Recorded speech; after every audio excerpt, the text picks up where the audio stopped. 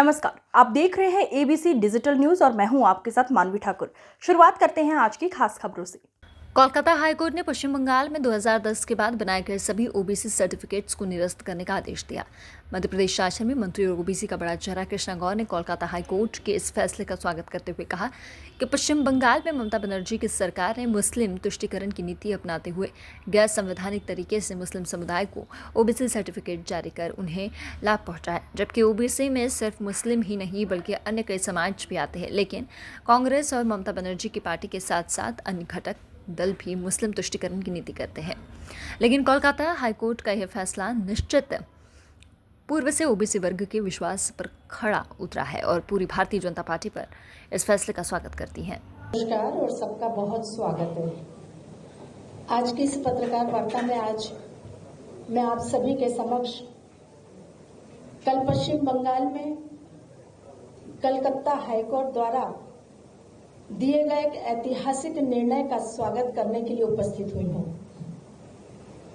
Calcutta high court का वह निर्णय विशुद्ध रूप से पश्चिम बंगाल की ओबीसी समाज के साथ न केवल न्याय है बल्कि ओबीसी वर्ग के अधिकारों के संरक्षण का एक बहुत बड़ा विश्वास भी है।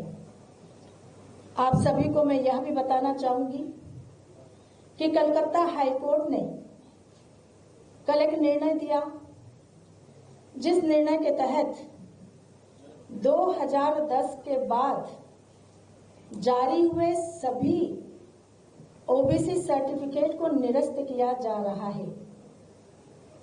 ये सर्टिफिकेट ममता बनर्जी सरकार ने गैर कानूनी रूप से बनाए, असंवैधानिक तरीके से बनाए और पिछड़ा वर्ग आयोग की सलाह माने बगैर बनाए।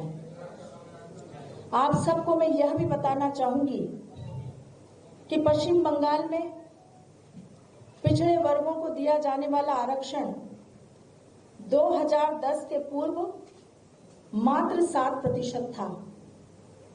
2010 में जब कम्युनिस्टों की सरकार वहां थी तब कम्युनिस्टों की सरकार ने इस आरक्षण को 17% किया। लेकिन आश्चर्य देखिए, मुस्लिम तुष्टीकरण की राजनीति का एक भयानक उदाहरण कि 7% आरक्षण पहले से ओबीसी का था, 17% आरक्षण अगर किया तो उसमें भी 10% आरक्षण मुसलमानों को दिया। और 2011 में जब ममता बनर्जी की सरकार बनी तो वोट बैंक की राजनीति, मुस्लिम तुष्टीकरण की राजनीति को जैसे पंख लग गए। 2012 में ममता बनर्जी की सरकार ने एक नया कानून पास किया और उस कानून के तहत उन्होंने मुस्लिम जाति उपजाति समूहों को ओबीसी वर्ग में शामिल कराया। एनसीबीसी जो हमारा राष्ट्रीय पिछड़ा वर्ग आयोग है, उसके तहत 1993 से 180 जातियां जो पिछड़े वर्ग की थी वो पश्चिम बंगाल में आरक्षण के दायरे के लिए निर्धारित थी। उसके विरुद्ध ममता बनर्जी की सरकार ने 180 जो जातियां उस समय एनसीबीसी ने निर्धारित की थी, गैर कानूनी तरीके से 113 मुस्लिम जातियों को, उपजातियों को, समूहों को ओबीसी का आरक्षण की सूची में शामिल करके ओबीसी का आरक्षण जारी कर दिया। और उसके बाद सिर्फ जारी ही नहीं किया, सूची में शामिल ही नहीं किया, बल्कि पश्चिम बंगाल में 118 मुस्लिम जातियां, उपजातियां और समूहों को ओबीसी का आरक्षण छीनकर आरक्षण देना मुस्लिमों को, उस प्रक्रिया को प्रारंभ कर दिया, जिसके तहत देखते ही देखते पूरे पश्चिम बंगाल में राज्य सरकार की सरकारी नौकरियों में बड़ी संख्या में मुस्लिम वर्गों की नियुक्तियां होने लगी।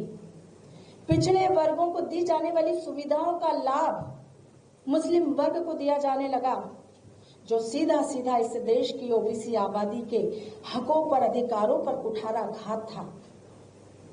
किस प्रकार से मुस्लिम तुष्टीकरण की राजनीति का वोट बैंक की राजनीति का, वोट जिहाद की राजनीति का यह विभत्स उदाहरण पश्चिम बंगाल में देखने को मिला। पूरे देश ने इसकी भर्त्सना की। ममता बनर्जी सरकार के इस फैसले के विरुद्ध जब एनसीबीसी ने पश्चिम बंगाल सरकार को बार बार इस बात के नोटिस भेजे कि किस आधार पर आपने 118 मुस्लिमों की जाति, उपजाति और समूहों को ओबीसी की सूची में शामिल किया, तो ममता बनर्जी की सरकार ने कोई जवाब नहीं दिया, क्योंकि वो जवाब देने लायक थी ही नहीं। उन्होंने गैर कानूनी तरीके से, असंवैधानिक तरीके से 118 मुस्लिमों की जातियों को ओबीसी की सूची में शामिल करने का काम किया था। यही कारण है कि ओबीसी के इस अधिकारों के हनन के साथ ही इस देश के समस्त ओबीसी वर्गों के मन में इस बात की पूरी तरह से यह बात आ गई थी कि चाहे टीएमसी हो, चाहे कांग्रेस हो, चाहे अन्य राजनीतिक दल, वो हमेशा ओबीसी के अधिकारों पर कुठाराघात कर रहे हैं।